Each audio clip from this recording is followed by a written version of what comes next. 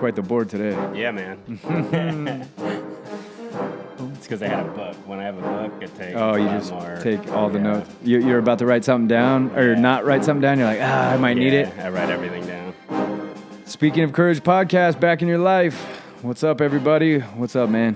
How are you? Shutting the door might have been a bad idea. I told you. Already. We're good. Yeah, it's hot as hell still out here in Cali. Yeah. Man, what you been up to, bro? Nothing. Same old stuff, man. Same old stuff. Yeah. What do we got today? We're doing Vietnam. We didn't stick to our theme. I was gonna stick to freezing cold when it's hot, but we'll deal with the heat. So we're doing Vietnam. Vietnam, and who's the hero of the day? It's gonna be Roger Donlon, who's actually the first Medal of Honor recipient of the Vietnam War. No way. Yeah. Roger Donlon. That sounds like a soldier.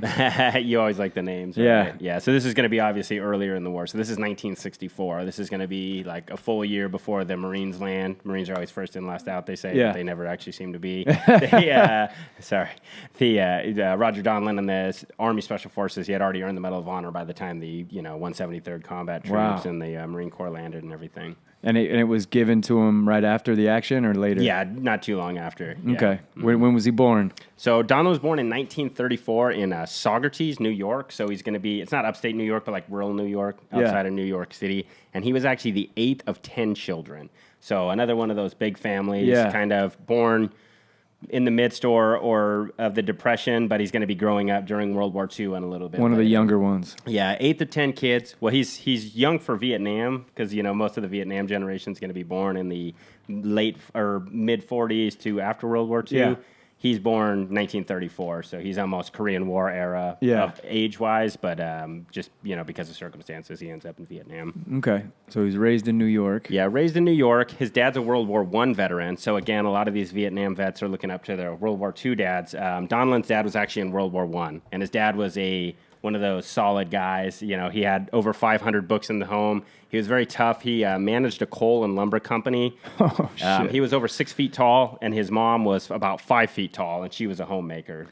So your dad is a World War I veteran, and he runs a coal mine. Exactly. So you can understand I can imagine. Kind of family they're going to be. Very rural, and again, those 8 to 10 kids. So there's a lot of kids. 2 of them didn't survive to adulthood. You think that dad tolerates disrespect in the house? Well, that was the thing. Is his dad?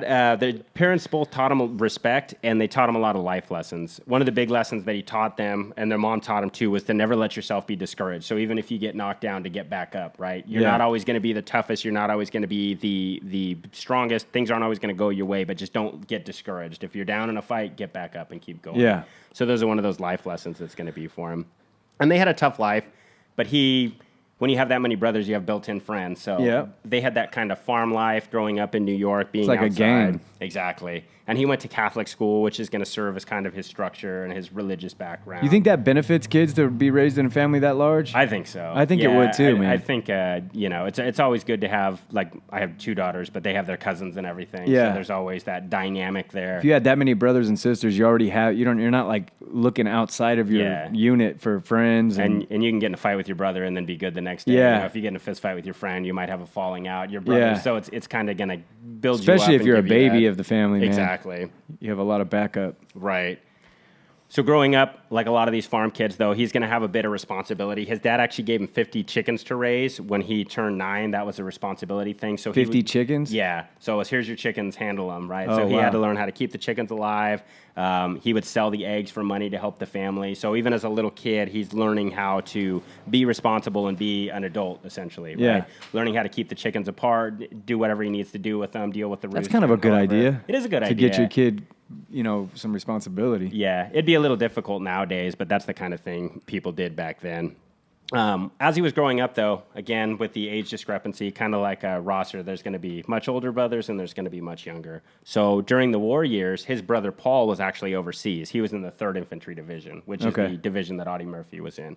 So he fought all the way from Anzio through Rome and through France. Damn. So growing up, Donlon and all these other kids are looking up to these war veterans. So that military lifestyle is going to be something that they look up to. Yeah. It's going to be So his brother inspiring. fought in some important battles. Oh, man. yeah. His brother was a hardened combat vet. Yeah. And his dad was a World War I vet, too, right? So while his brother's overseas in combat, he and all the other brothers and the neighborhood kids are going to be basically playing war. You know? And he was a Boy Scout, so he's learning those outdoor skills. He's learning to survive. They're learning to sleep at night. And while he was in the Boy Scouts, one of the scoutmasters one day brought their son in to address them, and this is during the war. And his son was a paratrooper, so he came in his uniform and kind of spoke to the kids. And Donlon's just looking at this guy like, wow, that's what I want to be when I'm older. And then the very next day, he learned that his brother had actually been wounded in combat overseas too, which kind of even made it more serious and made it more hardened. What the military is and how heroic these guys are. They had real heroes to look up to, and they were around. There was no Kardashians.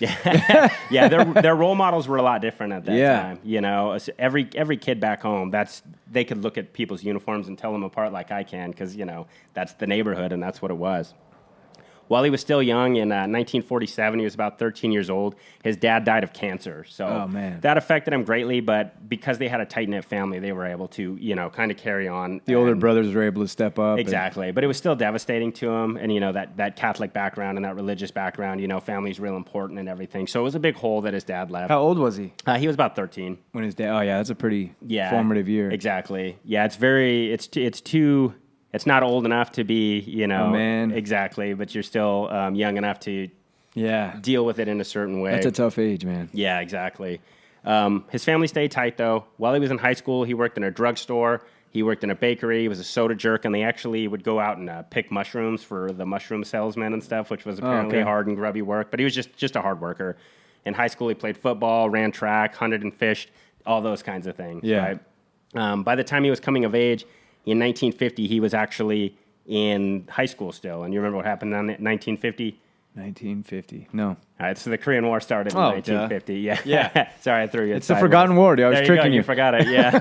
So in 1950, when the Korean War broke out, he actually wanted to quit school and join the Navy because he wanted to go fight. But his brother Paul, who is a combat vet and who's home, sat him down and he told him, you need to finish your school because there'll be other wars. Yeah. Which is kind of a terrible thing to say, but it's the reality. Yeah. That if you really want to fight, there's going to be other wars. And unfortunately, there was, And he was 18 at that point? He was 17 or 18. Oh, okay. Yeah, so he was just finishing up school. But because of what his brother said, he ended up graduating high school, and then he enrolled in college at New York State College of Forestry at Syracuse. And he went to school for a year, and then he ended up dropping out of school and going to work for a nursery because, Not his thing. Not his thing. Some of these guys, they're more outdoors than they would be school, doing college type things. As he's moving on with his life, though, he's starting to get good jobs. He's working at this nursery. He always felt that the military was his destiny. He had looked up to his dad, who was in World War I, and all four of his brothers ended up serving. So his one brother, Paul, had been a combat vet and was wounded. His brother, Michael, was an Army soldier in the occupation, and then two of his brothers were in the Air Force. One was in the Philippines, and then one ended up doing 26 years in the Air Force. So he's kind of lone man out, and he's thinking, one, I love my country. Two, my whole family's doing it. And three, it's an obligation. So like a lot of guys, it's kind of, they say every man thinks meanly of himself for not having been a soldier or having gone to sea. Guys that don't join the military, it kind of wears on them. Everybody that I know that's our age that didn't serve always says that. Exactly. Like, man, that's one of my biggest regrets. I almost joined, or I wish I would have. Right? So, and a lot of guys that did join, like me, I wish I would have done more. I wish I would have stayed in longer. It's one of those things. What is it about it that makes people have that, you think? Is it just the sacrifice? Or? Yeah, well, the same reason we do the show, we look up to these people and you idolize them, and then like I say too, if you look at a football player that you idolize, you can't ever really do that. But if you look at a soldier, you could have done that. So it's kind of it was more just personal. It was just a decision. Exactly. Your life led you different ways. And then you see other military guys and the camaraderie and stuff. Yeah, you're never going to be inside. Everybody craves that brotherhood. Yeah, exactly. And about that, he said, "I grew up in a community in Hudson Valley where I didn't know a family that didn't have somebody in the service. It was just a natural thing. We were bred on the value of service, and from childhood we heard about service. I was surrounded by people who epitomized by service to God and country. I felt very comfortable, and that was my dream, to serve as my fathers and brothers have." So carrying on the tradition. It was a dream, That's what he aspired to. Instead of just having a family and settling down, he aspired to join the military. So that's what he did. Well, he's got 4 brothers that went too. He's probably like, damn, I got to do mine now. And the whole neighborhood too. Yeah, right. Everybody else's dad. And he's everything. not able to participate in the stories. And this is 1953. The Korean War's just ending, so those veterans are coming home too. And it's almost, those are going to be guys that are his age. So when they're telling stories, he's going to be thinking. It's that Norman Rockwell painting, dude, where the guy's sitting in the garage. Surrounded by a guy looking at the flag. You can almost see those happening, man. Exactly. All over the country, So in December of 1953, he ended up joining the Air Force, like two of his older brothers. Oh, okay. His goal was to fly, but, you know, most people in the Air Force don't fly if you haven't figured that out yet. So he ended up going to Sampson Air Force Base in upstate New York. And when he got there, because he had been poor, he was actually excited because when he was in line and they were issued their equipment, he saw they were issuing white underwear to some of the troops and brown to some of the others. And he had never had a pair of white underwear before, so that was something that excited him. But when he got up to the line... They had brown underwear? In the Army, they still issue brown underwear. Oh, I didn't know that. Yeah, that's the only underwear I ever got. Oh, brown. okay. I never wore them because you don't wear underwear in the infantry. But that's the GI issued gear. Your socks are black or brown. So he was stoked about white. He was stoked about white, clean underwear, but he tried to cut in line, so they noticed he did it, and they gave him the brown ones and said, get the hell out of here type deal. But those are kind of funny things to think of a kid from a farm who's probably wearing, home stitched, some type of whatever. Pass me down. Exactly, yeah. But he ended up staying in the Air Force. When he finished boot camp, he had done so well that he actually stayed on as a drill instructor. So he's probably just so happy to be there that he's like, I'll volunteer for anything. Yeah, it's all easy for him. He was a good airman, so he tried to actually get into the Air Force Academy, which was new, but his eyesight was bad. So then he learned he could apply to the Army Academy, which is West Point. We've talked about that several times. Even though he was qualified and he was good, you need a congressional appointment. So he tried to go to D.C. and just knock on all the congressmen's doors, basically, to try to get an appointment, but it didn't work. So he went back, and the Air Force Academy actually had a prep school that would help you. So to prepare for the service school. So he ended up getting into West Point, and he had been in the Air Force for about 19 years. And then he made it 19 months, and then he went to West Point. So at West Point, he was a little bit ahead of his class. And that's all officers? Yeah, so this is training to become an officer. Yeah. So most of these other guys have no military experience, but he has over a year in the Air Force. So he was kind of excelling, but he was struggling with math. So he ended up dropping out in 1956. Oh, shit. He tried again, and then he failed again. So he ended up getting out of the military. He didn't seem to like the school structure. Yeah, school's not for everybody, even for leaders, even officer-type schools. So, and he was one of those people. He's more of a doer. He's more of an outdoorsman type of guy. Grunt type. And the math just, you can't, if you weren't good enough to get the math, you're not going to get that good while you're struggling with everything. Right. So he probably made the right decision. But he got out in 1956, and then he went home. He had fulfilled his military obligation. So he ended up meeting a woman, and he fell in love and got married in 1957. He ended up moving to Louisiana and working at LSU. But while he was there, again, he's seeing all these servicemen, and he's feeling guilty because now he's been in the military, but he did, time as a drill instructor, and he did time in the academies, and he didn't feel like he actually served. Yeah. So he ended up going and talking to Army recruiters, and they told him about Officers Candidate School. You can go in enlisted, and you can become an officer. So that's what he ended up doing. He joined the Army in 1958, and he went to Arkansas. While he was there, he had a daughter born while he was in the field that he kind of never got to see, kind of those struggles of the Army life that are still going on today. He ended up going to basic training, and then he went to AIT, and then he went to Fort Benning for OCS. Eventually, he became an officer, and again, the physical parts of the Army he excelled at. The academic parts he wasn't always so sharp at, but the physical parts he was doing great. Unfortunately, the Army is very difficult on family, so his wife ended up divorcing him, and he kind of got separated and estranged from his daughter because shortly after his wife left him, he got sent to Alaska for training or for his duty station. Literally nowhere. Exactly, up in the middle of nowhere, and this is 1950s, late 1950s, so it's not as easy. The technology, the transportation, and stuff. So he ended up, unfortunately, losing a bit of contact with his young daughter, and his wife took him off. While he was in Alaska, he was assigned to the 1st Battalion of the 9th Infantry, and he ended up being a general's aide. Alaska's, I guess some people like it, but to me it would be like the worst duty station you can possibly have. There's nowhere to go. There's nothing to do. There's no fun. You can die in the field if you get too cold. But for him, it was great because it's right up his alley. Exactly. Dude. And it taught him lessons, right? So the Arctic taught him the importance of teamwork and planning and training. They said 90% of any battle is won in the mind, right? Yeah. If you give up in the snow, you can potentially die. But the big thing was planning. If you fail to plan to bring your proper equipment, nobody can get to you and nobody can help you. That's how these Alaska shows are, man. Exactly. These homesteader shows. Yeah. Everything that they do is in preparation for the winter. And it's like, if you're lazy, you're going to die. If you just hang out and slack in the summer and try to do it later, it's too late. Yes. There's situations where it's like, you seem fine, but you're already dead because there's nothing you can do you don't have enough time forward. And that's exactly what he taught him. And that's a great lesson for combat, right? Oh, yeah, man. When you're going out on missions and things, cover all your bases. Exactly, because when the shit hits the fan, it's too late to try to plan. So that was a great learning experience for him. But like I said, he was an aide to a general. So when he finished his tour there, the general asked him, where do you want to go next? What assignment do you want? And he said, I want to be Special Forces. Okay. So this is 1963. He's 29 years old. He's almost a captain. And Special Forces is kind of this new big thing. This is, like we talked about, JFK saw the need for special type troops. So they instituted this new program. This, we had... Special Forces history goes back to the French and Indian War, but in earnest, where we're actually getting the Navy SEALs program and the Green Berets. This is all the early 1960s, and he's seeing that and wanting to be a part of it. And what's he going into? What do you mean? What is he attempting to get into? So he's trying to get into Special Forces, Green Berets. Okay, Green Berets. Yeah, he's going to go to Special Forces school and try to pass and try to get those things. These are going to be the elite of the elite. And was it just as brutal back then as it was a hell of a lot more brutal back then. Yeah. Okay, so the attrition rate was really bad, but it was just much more primitive and physical in a lot of ways. Yeah. When they send you out to the bush, there's going to be a lot less lifeline for them to do things.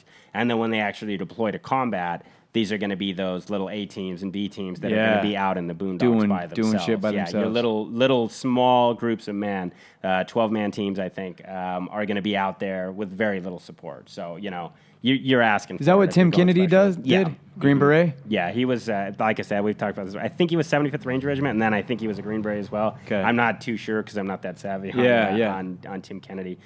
Green Berets are still amazing and awesome, but like I said, the risks associated with then versus now is night and day, just from the lack of support. So it was just as difficult to get into, and they were just as badass. Yeah, exactly. Yeah. So these guys are the guys that everybody wants to be. Okay. Again, when nobody gets out of the military and lies and say they were a cook, they all lie and say they were Green Berets and things. Everybody like was that. a Special Forces guy or a Navy everybody was SEAL. a Green Beret, Navy SEAL, covert, special. A lot of people ops, say they're CIA. Navy SEAls. Yeah, that's you know true, what I mean? Which is dumb because it's the easiest one to verify. Right. But what are you gonna do? Shout out Don Shipley. Yeah. So Donlon ended up joining this 5th Special Forces group. He had already been to airborne school because of his previous assignment, so he was able to go. And then he transferred to the 7th Special Forces group because they were assigned the area that covers Alaska because he already had he made it cold weather training. Yeah, he made it because he's the physical part. Yeah, he's one of those hard-charging guys. And you don't ask for Special Forces if you're not already ready to go. Yeah. Keeping in mind, though, like I said, the program had an attrition rate of 33%. A third of the guys that would go through that wouldn't pass.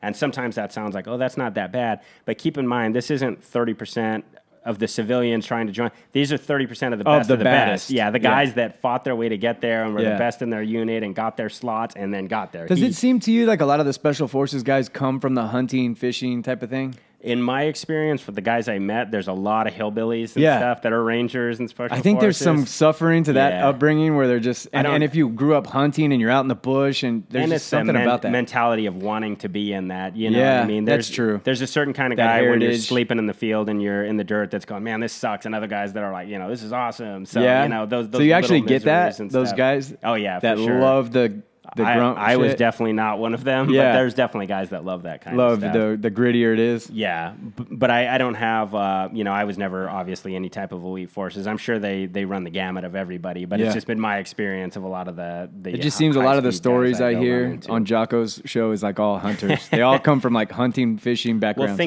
think of the traits that you would have to want to be in Special Forces. Growing up, when you can't join the military, those are going to be the kinds of things where you might get involved with guns and bow and arrow and hunting and stuff. So it's just kind of the same type of life path, I guess. But I don't know, like I said. So he becomes part of an A team, which, like I said, is a 12-man team. And this is what Special Forces is all about. It's supposed to be 12 guys, and they're able to take on a group of 50 people is what they're designed for, and to be able to train up to 1,500 indigenous troops. And that's their ultimate goal, is to treat these locals, train them how to fight so we don't have to fight, right? So we don't have to stay in Vietnam. They're supposed to be training these guys to stand up on their own. Tim Kennedy always says they could overthrow a country. Yeah. That's the idea, right? And it's usually going to be 10 enlisted guys and 2 officers.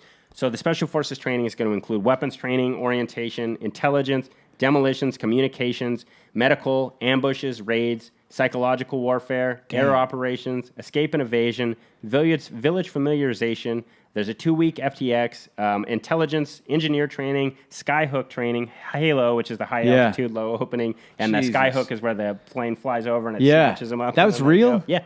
Oh, shit. Yeah. It didn't give you whiplash? I don't Didn't know think how you would it like didn't, rip your but, head off. They have videos of them, doing it, even Wow. going all the way back. And then guerrilla warfare and counterinsurgency, which, like you said, they're learning to take And they got to over a speak country. different languages They too. have to be familiar with different languages. Yeah, nowadays they go to the language school and they need to be competent with them. In Donlon's group, they had half the team learn French and half the team learn Vietnamese, or the best they could, because Vietnam was a colony of the French. And this is in a small amount of time, I would imagine. Oh, right? yeah, just months. But you got to remember, again, a conventional army unit, you can have your infantry guys, and if you need help from the engineers, you call the engineers, and if you need help from, PSYOPs, you call PSYOPs. The 12-man team that has nobody to call on, you need to do that within yourself. So every guy needs to be able, there's weapons experts, and there's, the medical aid man. The guys are going to be assigned to their positions, but everybody needs to be able to do basic demolition. Everyone needs to be able to do basic with first 12 aid. guys. 12 guys, yeah. Shit. And they can operate, with other larger groups and conventional forces, but they need to be... But those 12 guys could go in and wreak havoc. Right, and they're going to be isolated out there on their own. So, again, they're given a crash course of training before they go to Vietnam, and then he ends up being the commander of Special Forces Detachment A-726. They kind of made up that name based on something that happened on a road march, but that was their unit designation. And after they got just a few months of pre-deployment training and, that physical training, they're doing 100-mile road march in 5 days. They're suffering. They're kind of forging themselves together as a team. They're doing this FTX, and then they're going to get shipped to Vietnam. So in May of 1964, Donlon's going to be 30 years old, okay? When he's 30, their 12-man team's going to ship on a C-135, which I've been on C-130s. I haven't been on a C-135, but I imagine they're pretty similar. Yeah. They're going to be packed in, and they're going to head over to Vietnam. So unlike some of these later troops, these guys are going for a 6-month tour because it's Special Forces. So that's one advantage that the Special Forces guys have, whereas the conventional troops have to do these longer tours. Sometimes their tours are a bit shorter today. Yeah. But at the time, they're doing a 6-month tour.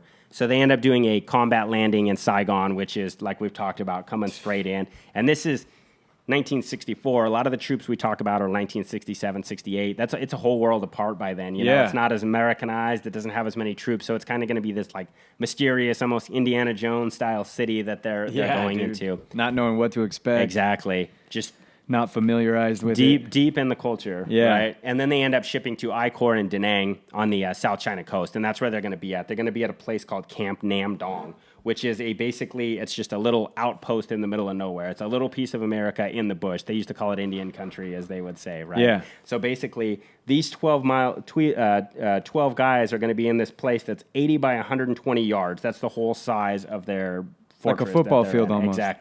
Exactly, right? And they're going to have mountains up on both sides of them and jungles on the other side. So it's a nightmare position. It's horrible to defend. There's no artillery support. There's questionable air support. They're basically sitting ducks there, right? And they're going to be responsible for all these guys that are in the valley, all of these lives, all these villages that they're supposed to be taking care of. Along with their 12-man team, they have 60 Nungs, it's a ethnic minority of Chinese that live in Vietnam, and they're going to have 100 South Vietnamese to defend the camp. So a little less than 200 guys, 300 guys at best, to defend this camp against any enemy attack that could come. Wow. That being said, though, disaster. What's that? Recipe for disaster. Absolutely. Reminds me of that Iraq base. The outpost. Yeah. Exactly. That's a good way to look at this. And another part of that, similar, that's Afghanistan, is of the 100 guys that are on our side, we don't know their loyalty. Right. A lot of these guys are infiltrators, right? How easy it is. Just getting intel. Yep, just to get in there, get intel, and then to try to assassinate or do whatever you're going to do, right? And that's actually what ended up happening. But while they were at Camp Nam Dong, their goal was to win the hearts and minds of the locals. So they're not going out necessarily getting in firefights every day. They're going out to the villages. They're going out and training, assisting, advising the South Vietnamese. They're doing medical aid. They're doing routine patrols. They're going into the villages and they're teaching, people how to brush their teeth. They're taking the kids. They're checking, them for these diseases. There's actually, a sickness, a plague basically came through the village and they were able to treat it. So they're getting the support from these locals. Yeah. And this is how you have to fight these kind of wars, right? Yeah. Not necessarily the big conventional units. These guys are actually sleeping in the villages with these guys. They're getting to know the chiefs. They're speaking their language. So they're forging a very tight bond with these South Vietnamese. Unfortunately, the North Vietnamese troops and the VC, they're a thorn in their side because they're on the Ho Chi Minh Trail, the Americans, Nam Dong, and they're winning over support of these locals. So that's going to make them a prime target. Occasionally, they would receive sniper fire while they were in the village, which is just basically harassment. And they would respond with mortar fire. So they'd get one round shot in and they would thump mortars back. And these guys are special forces, so they're basically going to be the best of the best, right? Yeah. These guys are all good and eager to go. our South Vietnamese allies, unfortunately, they're already tired of war, and this is 1964. Yeah, because one of the things, over it. one of the things about the Vietnamese is they've been fighting for centuries in a sense. You know, they fought the French before us, they fought the Japanese during World War II, they fought Chinese. So their whole lives for generations have been combat. So we're doing 6-month and 1-year tours. They're basically stuck there, right? So it became a little bit difficult to work with them. In July of 1964, again, they came over in May. They started seeing increased enemy activity in the area. Things are starting to pick up. They went out for one of their patrols to go meet with the village elders, and they found 2 chiefs dead. They had been assassinated, which is obviously a bad sign. Damn. So things are starting to get real eerie, and things are starting to get, okay, something big's going to happen. Then they started to notice that the villagers seemed nervous, and that's a telltale sign in all war. Any Iraq or Afghanistan veterans you talk to, when you go out on the streets, and everybody's, talking to you and trying to sell you sodas and bread and stuff, things are normal. If you go out and nobody's around, it's a ghost town, there's a problem. Shit's because about they to know pop up. before you do, right? Yeah. So they're noticing this, and Donlon's seeing, okay, things are getting bad. It's like a calm before the storm. People are getting eerie. People are scared. That means there's likely VC in the village. There's likely people threatening these guys. They don't want to talk to you. They're hunkered down. So they kind of fall back to the base, and they're trying to figure out what to do. Meanwhile, in the base, the Nungs and the South Vietnamese start fighting with each other. They actually have a firefight in the village where they're shooting at each other. Fortunately, no one's killed, and they find out later that was instigated by a VC sympathizer who was in the lot, basically trying to gear everybody up. So this is, imagine yourself in a 12-man team, and you don't know who to trust. And you're outnumbered. You're outnumbered, and these guys have guns because you gave them to them, and they're in your positions, and they know when you sleep, and they're pulling guard with you, right? And they could easily take out 12 guys while they're sleeping. Yeah, they could kill you like it's nothing. Yeah. So you're kind of trusting and hoping that the rest of the guys are going to be your actual allies. Are these guys having trouble? Like, do they want these guys as helpers? Yeah, well, we have to train the South Vietnamese, so you have to trust them to some extent. But that doesn't mean that they off the base. You want them to do well. It's just like us when we had the Iraqis. Some people are like, "Oh, screw them all," but it's like if that's your goal, then why are we here? Yeah. So you have to have some level of trust, and you have to overtake some of that burden. You know, and try to see who's who. And that's gotta be sometimes they were difficult. able to do it. Yeah. So you can just imagine how on edge you'd be. Hell yeah. And how little bit of sleep you would have. And how grouchy and non-friendly you'd be toward them. Not knowing if you can trust them. It'd be like, I don't know if I'm going to open up to you. Right. And that, that's a vicious cycle too, because somebody that might be on the right side and trusting you, if you are sideways to them, and they lose face, because you got pissed off and hit one of them or something, and now they're ashamed. Going to the other side. It's very easy for them to do so. Yeah. Man, what a slippery slope. Yep. So on July 6th of 1964, they'd been in country about 6 weeks, and Donlon had this bad feeling again, just day after day, these recent days, things are going bad. So he told one of the sergeants, get everyone buttoned up tonight because the VC are coming. I can feel it. He just had a gut feeling like this is going to be it. At 02:26 hours, so early morning, Donlon's on guard. So he's walking around the perimeter, and he's going to be checking the fence line, making sure there's no infiltrators, checking everything, making sure everybody's up at their post that's supposed to be. Do they have the sappers here? Or the? Yeah. Absolutely. Yeah, that's kind of the bread and butter of the Vietnamese to get through. So basically there's about 5-foot barbed wire fences, and you're going to have row after row of that, and then a trench, and then row after row of barbed wire to defend the village. So yeah, their goal is going to be to try to sneak in the darkness, cut those or blow those so they can blow a path to come through, so they don't have to come through the gate. So his guard shift's going to be over at 4. So it's about 2:30 in the morning. He goes into the mess hall for a break, basically, to get out of the elements, to go inside and kind of check the roster, see who to wake up. As soon as he starts to relax inside, mortars start coming in, and a white phosphorus grenade hits the command post that he's actually in, the mess hall that he's actually in. It's so intense that the whole roof explodes. So 1 minute he's sitting there, and the next minute the roof explodes, and the white phosphorus grenade actually throws him out the door. So he's initiated into this attack by getting thrown out of the bunker. As soon as this happens, the mortars just start raining down. And we've talked about mortars and how loud they are and how scary they are. So imagine this tiny little camp, this football field. You have nowhere to hide. Nowhere to hide, and these mortars just start going off. They just start, boom, raining, boom, and people are getting hit and people are screaming. The SF troops that are inside, they wake up, and the first thing a lot of them think is the Nungs and the Vietnamese are fighting again because they're hearing the gunshot, and they're thinking, oh, shit. But as soon as they run outside, they realize this is not a small engagement. This is big. Mortars are coming down. The enemy's attacking with small arms and grenades, so they immediately start ordering flares up because if we can see, they won't own the night, right? We need to take back the night. So when they do, they're seeing that this is just this massive wave. These guys are coming all over. Every part of the wire is being attacked. There's, like I said, rifles coming through, machine gun, grenades, and everything. Damn. This turned out to be the first major NVA and VC attack of the war, and they wanted to take the base. They wanted to destroy these guys, right? They thought this would be an easy target because it's so small, but it would be a huge psychological victory if they could knock out these elite troops. Yeah. So there was about 800 to 900 enemy attacking this small base. All at once? All at once. And on our side, we have about 300 guys, but their loyalty is going to be questionable, right? So the SF troops are waking up and they're disoriented and confused, but they're running immediately to their mortar pits. These aren't regular troops. So despite the fact that they're, groggy, they're grabbing their weapons and they're running right into action. They all know their assigned places.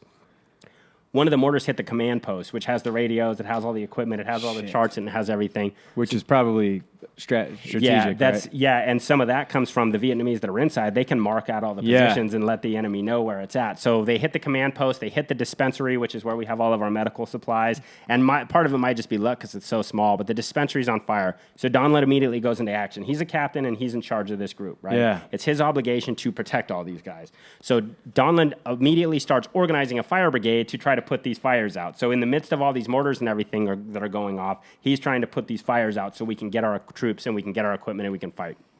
Because he's doing this, the medics are actually able to get the supplies out that they're going to need because we don't have resupply, so we have very precious small amount of stuff. So they're able to get it out of the fire, and then everyone starts firing. The enemy's chain firing mortars, which means basically thump once one goes in, thump the next one goes in, thump the next one goes in, because they have such a small target. So you can imagine what that's like. But the SF is fighting back. Like I said, these guys are the best of the best. And prior to this fight, they had made a commitment that they refused to surrender. So each one of these 12 men knew that every other one of their brothers was fighting to the death. Was going to fight to the death. And that's going to be huge too, right? Because when you can count on your brother knowing that he's going to fight to the death and he doesn't want to let himself getting captured, there's going to be no surrender. Right. So Donlon's looking around and he's trying to take control. There's dead and wounded everywhere. We have South Vietnamese dead. We're fighting back. We're giving it to them. We're killing the infiltrators. Some of the Nungs are getting killed. Now, many of those infiltrators, though, like we talked about, they were wearing their uniforms. They just stripped their uniforms off and started fighting with the enemy. So they're already inside the camp. And their orders were, when they stripped their uniforms off, was to kill whoever was next to them, basically, right? So you can imagine if you're South Vietnamese, and I'm South Vietnamese, allegedly, but I'm actually VC, and we're fighting, and then I can step behind you and just shoot you in the back of the head and take my uniform off or slit your throat or whatever that may be. So no one can trust everybody. These guys were murdering their partners and they're running. And again, it's 300 versus 900, but now it's going to be 200 versus 900, or how many do you actually trust, But Donlon knows. He said, "The defense of our camp was my responsibility. I was the senior American. It fell to me to see how my men were doing, to urge them on and to communicate. And there was no other way to communicate except to move among the defense positions, checking, asking, telling, and helping. These are a commander's responsibilities." So his goal, despite, wanting to get down and get out of the fire, he's going to run from position to position and organize everybody. Not to just tell the SF troops, but to tell these unorganized and these scared Vietnamese. So he starts giving commands and he starts running and moving amongst the men. His first place he wants to go, he's going to run to the command huge and get the radios out. As he does, a mortar lands right next to him and it threw him into the air. The blast actually threw him up, and it knocked one of his boots off. That's how close the concussion was. So he hit the ground, and, he's going to be basically smoking and charred and probably have TBI. He lost his boot, but he immediately gets up and he shakes it off. He knows that he needs to be calm, and he knows, like his parents taught him, never to be discouraged, right? Yeah. So despite the fact that he likely has a head injury, he starts running under fire, and he's staying calm to inspire the men. And like I've said on here a ton of times, calm inspires calm, right? Calm breeds calm. So these guys are seeing him, and he starts moving from position to position and checking these mortar positions. As he's doing so, another mortar lands next to him, throws him into the air, and knocks off his other boot. This time it actually knocked off his pistol belt and everything else. So all he had left was a rifle and a little bit of ammunition. Dude.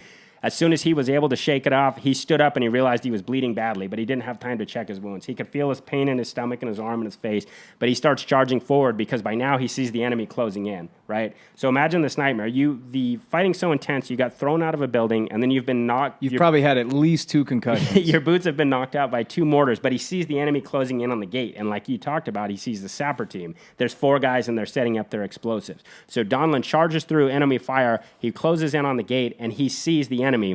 As soon as the flare lights up these sappers, he pulls up his rifle and he destroys the enemy. He starts firing. He didn't, when he first went to fire, he didn't have any ammunition, so somebody had to throw it to him and he had to load his magazine. He killed 2 with his rifle, and the third tried to retreat, and he blew him up with a grenade. By now, he was able to take account of his wounds. When he did so, he realized that he was bleeding from his face and his left arm, and he had a large hole in his stomach about the size of his quarter that was just pumping blood profusely, Damn. right? And again, you have to worry Shrapnel? from shrapnel from the mortar. So this is going to be a large piece of shrapnel, and that metal may be inside him. And every time he's, breathing in and breathing out, there's going to be more and more blood coming up. But he had to get to that gate, so he did so, and he was able to kill those guys and secure that gate.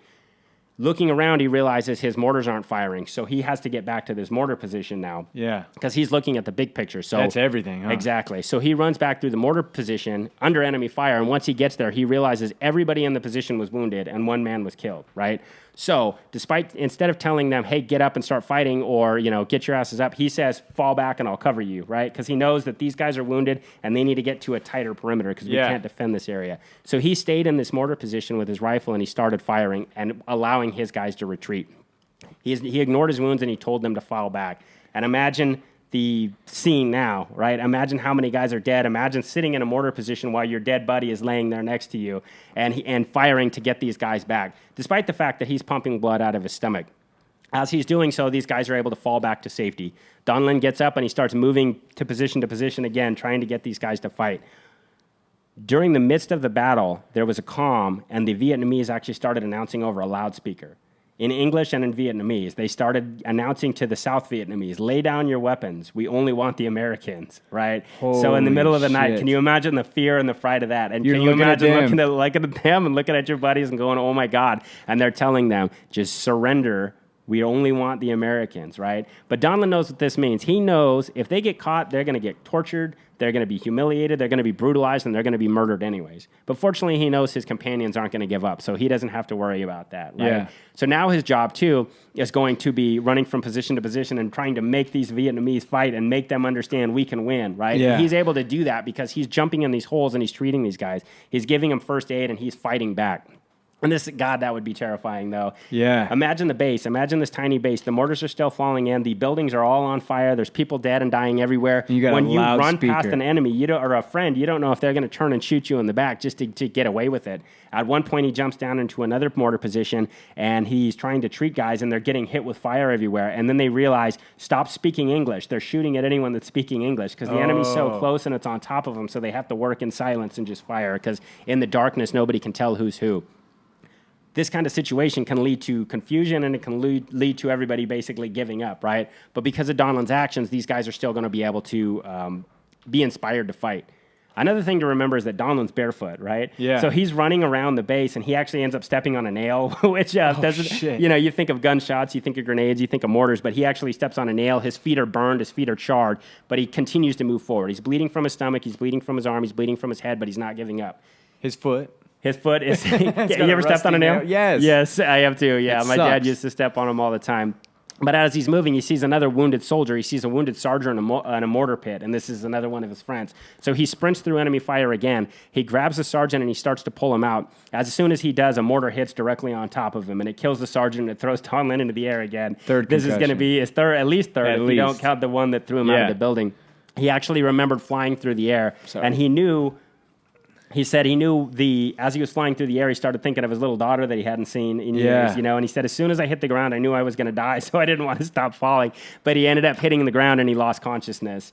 And shortly thereafter, he woke up and he was in a mass of blood, basically, his own blood. He looked around. There's people still fighting. There's tracers going over his head. Now his stomach's bleeding. His face is bleeding. His arm's bleeding. His fingers weren't working. His fingers were going numb. His feet were bleeding. He had TBI, traumatic brain injury, and now he had a severe wound to his soldier. But as he looked around, he saw that we were losing, basically, right? The enemy was getting closer and closer. So he immediately got back into action because he knew that they needed a leader to count on. Yeah. So he sprinted back to the mortar position, and he sees that the mortar position is empty because he had sent all these guys back. So now we have an inner perimeter, and we have an outer perimeter that's empty with all of our stuff. So despite our wounds, he grabs the 60-millimeter mortar, which weighs about 50 pounds, and he starts dragging it, right? So he drags this 50-pound mortar, which isn't just, a 50-pound weight. This is an awkward thing. He drags it through enemy fire for about 30 meters, and he gets back to the wounded. When he gets to the wounded Vietnamese, he sees that they are, not fighting because of their injuries. So he takes his own shirt and he starts ripping it into bandages, and he starts treating them. He takes his sock off of his bare foot and he makes a tourniquet out of it for one of these guys' legs. And then he finally treats his own wounds. He realizes that his stomach wound's so bad, so he takes his dirty shirt, he rips a shred off of it, he puts it into a ball, and he plugs his own stomach. Right? You can imagine how awful that would be. But he shoves that shirt into his stomach, and he gets these guys on the mortar. So now we have a 60 millimeter mortar that's fighting back, where we had nothing before but rifles. Now we have that mortar fighting back. And then he realizes we have a 57 millimeter mortar on the other side of the camp. So again, despite all his wounds, he runs to that mortar position. On the way, he sees another wounded soldier, and he takes his boots because he's tired of running barefoot. So now he's got boots on. He runs to this 50 millimeter mortar. He grabs it, 57 millimeter mortar, and he drags that mortar another 50 yards back to another friendly position so they can get into action, right? But of course, they don't have ammo. So now he has to run back under fire for ammo. So he sprints back to the position, and he drags this mortar ammo back. And each one of these rounds is going to be super heavy. He's not strong enough to pick it up, so he's having to drag it back. Meanwhile, the Vietnamese have infiltrated the camp. They're shooting with machine guns, they're shooting with rifles, they're shooting with mortars, they're shooting with grenades. So as he's dragging it, he's going to be a target. So the Vietnamese are throwing grenades at him, and one of them hits him. So he's wounded in the leg by a grenade shrapnel, and his leg starts to go numb, and he starts to feel that pain. By now, he's been wounded multiple times. He's dehydrated, and he's exhausted. He has those head injuries. His ears are ringing. He can barely stand up, but he won't stop fighting. So he can't drag it anymore, so he starts crawling. He starts crawling to the mortar positions with what little strength he has, and when he gets there, he starts directing fire to the camp. Because these guys that are in the mortar positions are so terrified, they're just launching rounds. So despite everything that's going on, he's organized, right? He's telling them, we need to put fire suppression on this. They're coming down through there. So he's able to put that effective fire. Then he moves to another 60 millimeter mortar position and starts setting it up for defense of the camp. He starts getting us back in the fight. Again, we don't want to single-handedly. You don't want to be that guy in a fight that's injured and you're just swinging wildly. We want to have a good measured defense. So he's able to do that. Game plan. By now, we've been fighting almost 5 hours, and the enemy was weakening. So Donlon's weakening too, but he has to keep the initiative. As soon as he sees the enemy that's starting to weaken and they're falling back, Donlon springs out of his position and he starts running around the camp. He has an armful of grenades, so he runs as fast as he can, and he's just tossing grenades through the wire at every one of the enemy can see. He runs through the beleaguered perimeter. He's throwing grenades at the enemy, and he's inspiring the men with basically what they described as a superhuman effort. As he's moving, what do you think happens? He gets hit. Another mortar. So another mortar throws him into the air again, and this time he's wounded in the face of the body, right? He falls down, and as soon as he hits the ground, he bounces right back up, and he keeps on going. Shit. I don't even know how many mortars he's been hit by, right? But he has to direct this camp, so he's doing everything he can. His clothes are gone. He's almost naked. He's ripped to shreds. His body's just a bleeding fucking mass, but he keeps on going. So these mortars, like, people say, oh, hit, but, I mean, his clothes are ripped off. The first one ripped his Alice gear off. It ripped all his equipment off. It threw him out of his boots, right? I mean, just imagine if he would have been hit directly, he would have been obliterated. Yeah, but because he's in the concussion, vicinity, he's getting thrown up into the air. He's getting slammed back on the ground.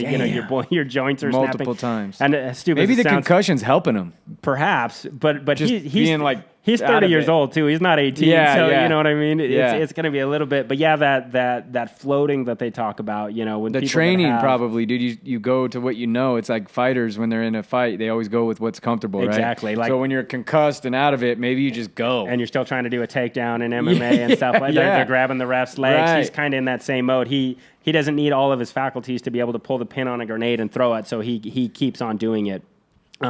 As the daylight came, the enemy started to fall back because the Special Forces group was able to successfully defend this camp. Damn. Basically, large part because of Donlon's actions. So as daylight came, the enemy fell back, and they left behind 54 enemy dead, which means at least 54 died, but probably a substantial amount more because they like to drag off their wounded and dead. They left behind weapons. They left behind all kinds of equipment. As they're falling back, Donlon realizes it's not time to give up, it's not time to lay down, it's not time to quit. So he immediately starts moving people back into position and reorganizing the defense, making sure that they don't come back. He starts to give first aid to the wounded, make sure everybody's treated before he is, because that's what leaders do, right? Yeah. And then eventually reinforcements arrive. South Vietnamese troops come to reinforce them, and the airships actually finally come. When the fight was over, we lost 55 South Vietnamese that were killed in action, and 65 wounded South Vietnamese were wounded in action, and 2 Americans were killed in action. Wow. It would have been substantially more if it wasn't for Donlon and his Two of action. his team. 2 of his buddies were killed, and tragically, both of the Americans who were killed, their wives were pregnant at the time. Damn. And one wife lost her baby as soon as she found out the news, and the other one was pregnant with twins. And when she found out the news, she went into labor prematurely and lost one of the twins as well. Jesus. So that's kind of the echoes of warfare, Yeah. right? It's just Ripple effect. Yeah, it's that ripple effect, and the twin that did survive is gonna grow up without a father, you know. So Yeah. But like I said, without Donlon, it could have been much worse. Because of his injuries, Donlon ended up being airlifted to Da Nang for surgery, and he obviously survived, but they weren't able to get all the shrapnel out of his stomach, so he ended up having that shrapnel inside of him for the rest of his life. You don't want to mess with the intestines and things like that. As soon as he was able to recover, though, he went back into action and he finished his tour with the rest of his guys because he didn't want to sit out in a hospital. So after 6 months, they ended up going home on the same C-135 that brought him over. Wow. Because of the battle, or as a result of the battle, all 12 men were decorated. There was 2 Distinguished Service Cross. Donlon received the Medal of Honor, and he became somewhat of a celebrity. He was kind of a hometown hero. They put him on the cover of Life magazine, I believe it was. Or, I'm sorry, the Saturday Evening Post. While he was on this press tour, he ended up meeting a woman whose husband had been killed in Vietnam, and he ended up marrying her. And that's cool. Stayed with him till this day. He's still alive. Is he? They adopted 2 children, one from Thailand.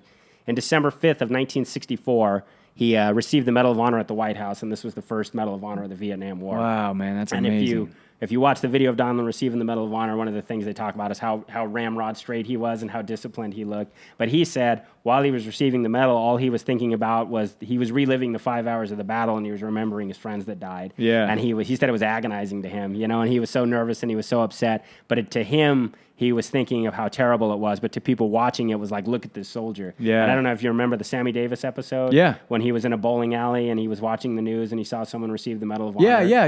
That was Roger Donlon. No way. So Sammy Davis, young Sammy Davis, was in a bowling alley working, and he saw Donlon, and that inspired he heard him? him, and it inspired him to want to be a soldier. And he said, someday I want to be like that guy. And that's what inspired one of the things that inspired Sammy Davis to join the army. Courage And inspires courage, There man. you go, man. So that's again those ripple effects.